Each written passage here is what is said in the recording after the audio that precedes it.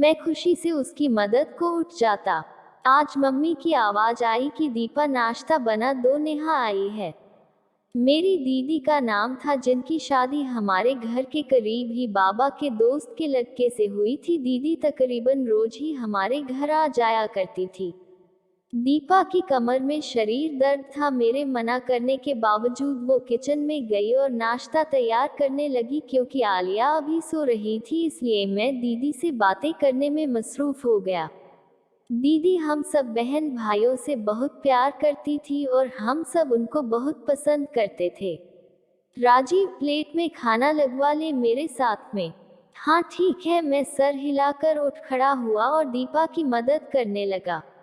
यह बात किसी को भी अच्छी नहीं लगी। जब नाश्ते से फारिग हो गए और दीपा भी आलिया को लेकर कमरे में चली गई, तब दीदी और मैं एक दूसरे से बातें करने में मसरूफ हो गए। राजीव, तुम जानते हो मैं तुम लोगों से बहुत प्यार करती हूँ। कभी ऐसा नहीं चाहती कि तुम लोग खुश न रहो, लेकिन मेरी कुछ बात है, उस पर अमल करोगे तो सुखी रहोगे। आगे तुम्हारी मर्जी, मैं तुम पर जबरदस्ती तो नहीं कर सकती। दीदी आप बोले, आपको मालूम है कि हम सब बहन भाई आपकी और मम्मी की बात को जरूर अहमियत देते हैं। राजीव, तुम अपनी बीवी की मदद जरूर किया करो, लेकिन इस हद तक जब तक कि तुम्हें कोई न देखे अच्छा सा नहीं लगता। तुम बर्तन उठा रहे हो और औरतों वाले काम कर रहे हो। जो आदत तुम आज उसको डालोगे कल भी रहेगी। जो उसके काम है उसको करने दिया करो, आखिरकार वह औरत है, इसको वह कर ही लेगी। लेकिन अगर आदत बन गई तो फिर तुम्हें हमेशा ही उसकी मदद करनी पड़ेगी। दीदी की बात मेरे दिल को लगी। दिन गुजरते रहे, दीपा काम में लगी रहती। कभी मेरा दिल चाहता तो बस आलिया के लिए दूध बना देता, उससे ज्यादा कुछ नहीं।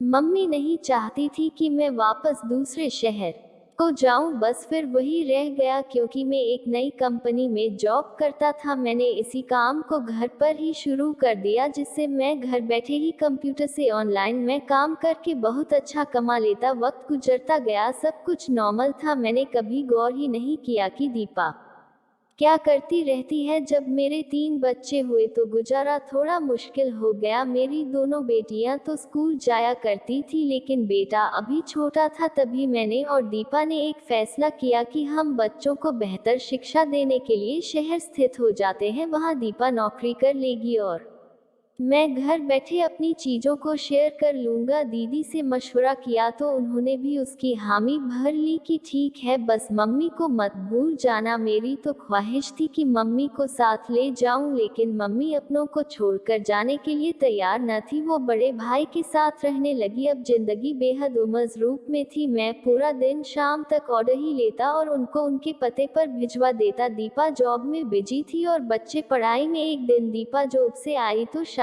कुछ ज्यादा ही थक गई थी, आते ही सो गई और हम सब भूखे ही रह गए। दीपा थोड़ा बीमार रहने लगी थी। अब जब जॉब से वापस आती तो पहले की तरह चुस्त और ठीक महसूस ना होती। अब दोपहर के खाने के साथ साथ हम रात का खाना भी होटल से मंगवा लेते। दीपा रोज कहती कि राजीव, मुझे डॉक्टर के पास ले जाओ, और मैं रोज काम की वजह से न जा पाता। सालों साल यूं ही गुजरते रहे, न मुझे टाइम मिला न दीपा की बीमारी ठीक हुई।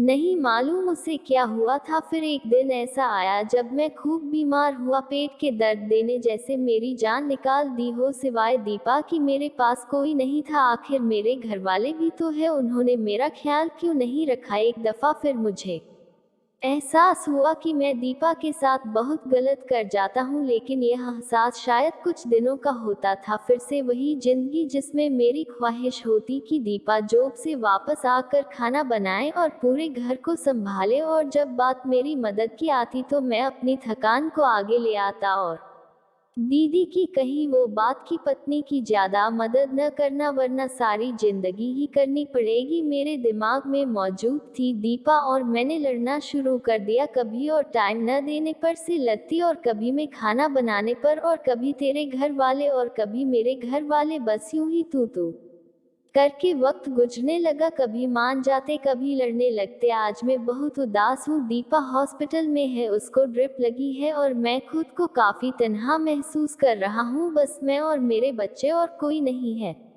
मेरे घर वाले दीपा से हाल चाल पूछकर जा चुके हैं, सिवाय दीपा की मम्मी के और कोई नहीं जो इस वक्त इसके लिए बेचैन हो। मुझे आज वो दिन याद आते हैं कि क्यों हम लड़ते थे, अपना वक्त जाया करते थे, क्यों मेरी दीदी ने मुझे यह नहीं कहा कि राजीव अपनी पत्नी की मदद किया करो, क्यों मैं